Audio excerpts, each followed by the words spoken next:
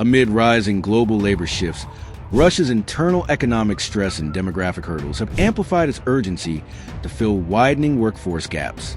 With its war in Ukraine entering a protracted phase and hundreds of thousands conscripted into military service, Moscow is facing a critical shortage of skilled and unskilled labor.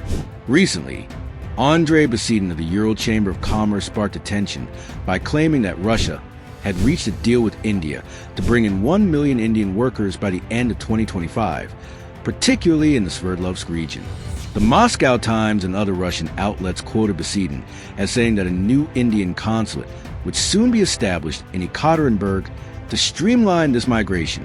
However, the claim drew sharp scrutiny in India and abroad, especially in the absence of any corresponding announcement by Indian diplomatic missions or labor ministries.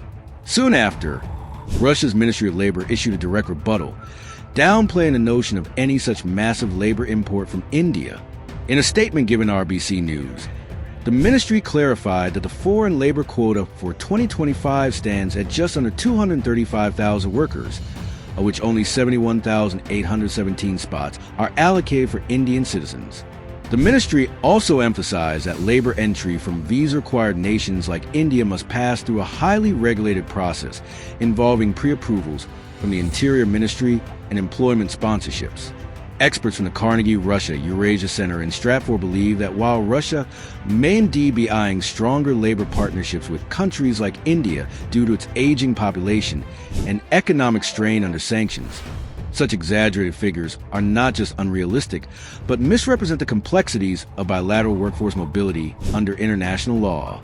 Despite the denials, subtle indicators of a growing Indian workforce footprint in Russia are visible.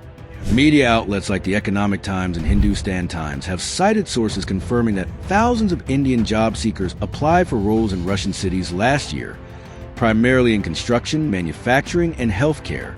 Indian nationals have already started filling gaps in Kaliningrad, St. Petersburg, and parts of central Russia. But analysts caution that turning this gradual trend into a full-scale labor migration wave will require robust state-level coordination, diplomatic treaties, and a legal framework ensuring labor rights and protections. As Russia's economy continues to reel from international sanctions, inflation, and a dwindling population, its potential turn toward Indian labor isn't far-fetched. But the road ahead is governed by laws, not conjecture.